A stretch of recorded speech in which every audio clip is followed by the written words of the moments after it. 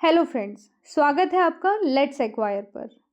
आज हम बात करेंगे pre historic culture of India की, यानी उन लोगों की कहानी जो लिखना नहीं जानते थे, पर उनके पत्थर और औजार, उनकी पेंटिंग और उनके जीने का तरीका हमें उनकी दुनिया दिखाता है। तो चलिए शुरू करते हैं। प्री हिस्टोरिक ये एक ऐसा काल है जब लोगों को लिखना नहीं आता था, या आप कह सकते हैं इस समय तक लिखने का आविष्कार नहीं हुआ था। हम इस पीरियड के बारे में आर्कियोलॉजिकल एविडेंस के थ्रू जानते हैं, जैसे टूल्स, पोट्रीज, केव्स पेंटिंग। ये सब जरिया है उनके बारे में जानने का। और ये समय 3 मुख्य युगों में बांटा गया है। पहला है पैलियोलिथिक एज, जिसको हम ओल्ड स्टोन एज भी कहते हैं। मीजोलिथिक एज, जिसको मिडिल स्टोन एज भी कहते हैं। नियोलिथिक एज, जिसको न्यू स्टोन एज कहते हैं। और इनके बाद आते हैं चारकोलिथिक एज और आयरन एज। ठीक, इसके अलावा हम सबसे पहले स्टार्ट करेंगे पैलियोलिथिक एज से, जो हमारा फर्स्ट स्टोन एज है। पैलियोलिथिक एज ये समय था जब आदमी हंटिंग एंड गैदरिंग करता था। इंसान क्या करता था? हंटिंग एंड गैदरिंग करता था, जंगलों में रहता था, शिकार करता था और पत्थर के औजार बनाता था, जैसे हैंडेक्स, क्लेवर्स और चॉपर्स। इस टाइम उन्होंने फायर की डिस्कवरी भी की, जो उनके लिए एक रिवोल्यूशनरी स्टेप था। ये फायर की डिस्कवरी उनके लिए क्या था? एक रिवोल्यूशनरी स्टेप्स था। उन्होंने केव्स और रॉक शेल्टर में भी रहना शुरू कर दिया था। जैसे आप भीमबेटका जानते हैं, जो मध्य प्रदेश में है, जहाँ उनकी पेंटिंग्स मिलती है। वहाँ के चित्र उनके जीवन की कहानियाँ बताते हैं, जैसे वो शिकार करना, है ना, कि कैसे वो जानवरों का शिकार करते थे। कुछ नेचुरल सीन्स है वहाँ पे। तो ये सारी चीज़ें बताती हैं कि उनकी लाइफस्टाइल कैसी रही होगी। इसके अलावा आप पैलियोलिथिक के कुछ इंपॉर्टेंट साइट्स भी देख सकते हैं, जैसे सोन वैली जो पाकिस्तान में है, बेलन वैली जो उत्तर प्रदेश में है, भीमबेटका जो मध्य प्रदेश में है, हुंगसी जो कर्नाटका में है।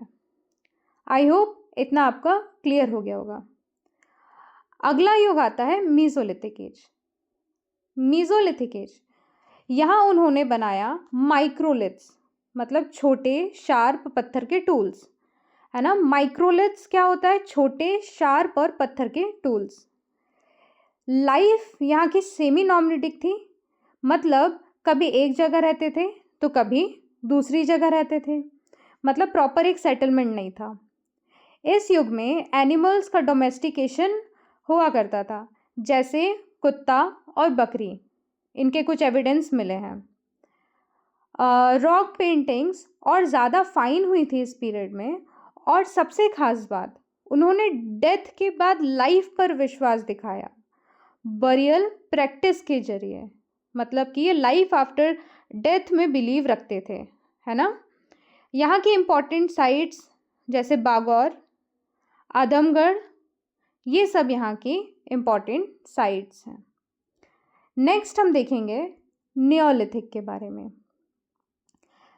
नियोलिथिक, जहाँ फार्मिंग का रिवोल्यूशन हुआ, ये एक बहुत ही बड़ा टर्निंग पॉइंट है ना। क्यों? क्योंकि यहाँ पे एग्रीकल्चर रिवॉल्व हुआ, एग्रीकल्चर का रिवोल्यूशन हुआ। वीट, राइस, बार्ले जैसे क्रॉप उगाए गए। लोगों ने गाय, बकरी और भेड़ जैसे एनिमल को पालना शुरू किया, है ना। मतलब कि देखा, यहाँ पे कैटल रेयरिंग स्टार्ट हुई, डोमेस्टिकेशन स्टार्ट हुआ, साथ में एग्रीकल्चर भी स्टार्ट हुआ।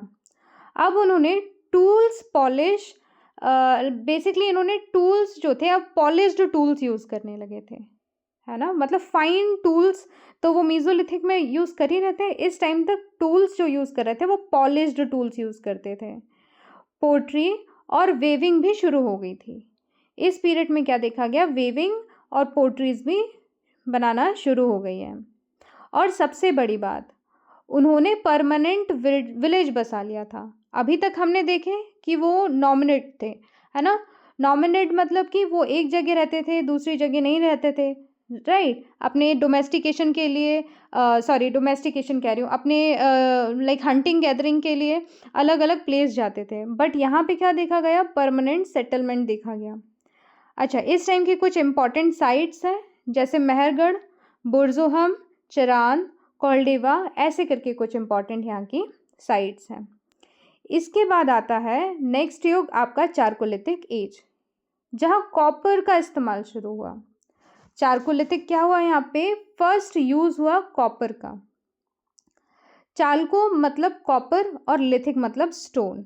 यहाँ एग्रीकल्चर के साथ ट्रेड भी शुरू हुआ और ऑर्नामेंट्स बनाना भी शुरू हो गया। ठीक है, यहाँ पे क्या हुआ? ट्रेड और ऑर्नामेंट बनाना शुरू हो गया। और इसके अलावा यहाँ पे अहड़ जो राजस्थान और मालवा जो मध्य प्रदेश जैसे स्थानों पर उनके जीवन के सबूत मिलते हैं। यही युग था जहाँ सोशल क्लास दिखने लगी थी, मतलब आप कह सकते हैं कि यहाँ पे सोसाइटी ऑर्गेनाइज्ड होने लगी थी, है ना। तो यहाँ पर हमने कहाँ पर? चारकोलिथिक में हमने देखा सेटलमेंट, है ना। एक सेटल्ड लाइफ कहाँ देखी? एक हमने चारकोलिथिक में देखी, क्या? एक सेटल्ड लाइफ देखी। क्लियर है इतना? अब हम आगे बढ़ते हैं और अब देखेंगे हम आयरन एज के बारे में।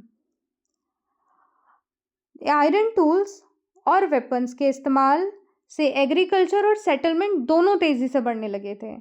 जब आयरन टूल्स का इस्तेमाल हुआ या आयरन वेपन्स का इस्तेमाल होने लगा, तो अगर आप देखोगे एग्रीकल्चर, है ना, या फिर सेटलमेंट, दोनों ही बहुत ही तेज़ी से बढ़ने लगा था।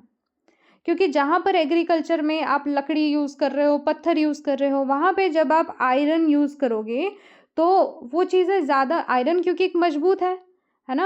अगर आयरन एक मजबूत टूल है तो उससे आप कुछ भी, अगर आपको मिट्टी खोदनी है तो वो भी आपके हेल्पफुल है। घर में आपको कुछ बनाना है, फॉर एग्जांपल कि आपको कहीं खीला ठोकना है ना, या फिर आयरन से कुछ ऐसे खंबा ही बनाना है, तो ये सब आपके लिए काफ़ी ईजी हो जाता है। तो आपने क्या देखा कि जब आयरन का इन्वेंशन हुआ तो एग्रीकल्चर और सेटलमेंट दोनों ही काफ़ी तेज़ी से बढ़ा। इस टाइम फॉर्मेशन हुआ किसका? जनपदास का, छोटे किंगडम्स का, इन सब का फॉर्मेशन हुआ, जो हमें वैदिक एज तक लेके जाते हैं। ये हमें कहाँ लेके जाते हैं? वैदिक एज तक ले जाते हैं। ठीक है, इसके अलावा हम ओवरऑल देखते हैं कि ओवरऑल जो कैरेक्टरिस्टिक ऑफ पैलियोलिथिक एज था ये कैसा था।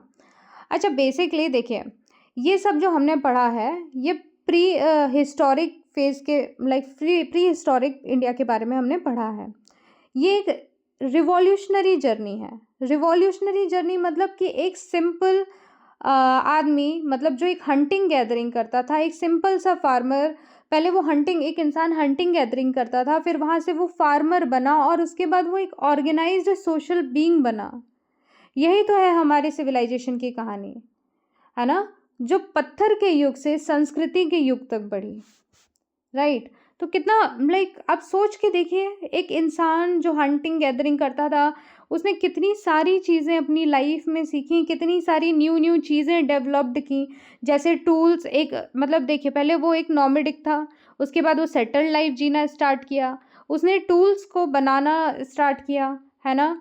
उसके बाद नए नए आर्ट, रिलीजियन, सोशल ऑर्गेनाइजेशन, ये सब का फॉर्मेशन हुआ और ये ऑल ओवर इंडिया में धीरे धीरे रहना स्टार्ट कर दिए थे, है ना। आप कश्मीर साइड से तमिलनाडु, गुजरात, असम, ये हर तरफ फैलने लगे थे, हर तरफ ये रहना सीख चुके थे।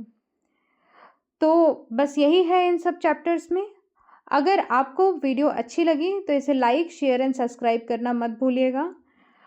अभी ये काफ़ी नया चैनल है, तो जो भी मेरी मिस्टेक है आगे आने वाले वीडियोस में मैं चाहूँगी कि मैं उसको और अच्छी तरीके से आपको क्लियर करके समझाऊँ। तो चलिए मिलते हैं नेक्स्ट क्लास में। Thank you everyone.